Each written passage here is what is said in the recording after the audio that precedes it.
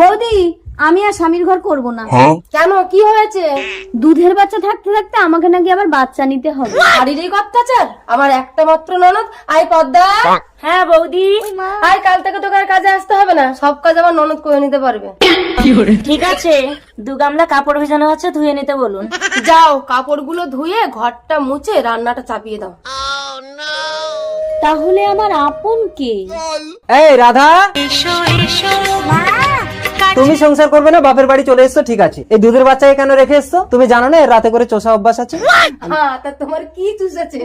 ইয়ার কি করো না বৌদি, ও বাচ্চা মানুষ, ও কি জানে? ও রাতে ঘুমের ঘরে যা পেয়েছে তাই চুষেছে আমার। নোংরা মুখে দিয়েছো, থু করে থু।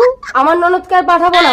না গো বৌদি, বিয়ের পরে একটা মেয়ে বাবা দাদার কাছে এত পর হয়ে যায় তা আজকে বুঝলাম। যেমনই হোক আমি স্বামীর কাছে চলে যাব। পরকে আপন করে নেওয়াটাই তো মেয়েদের জীবন।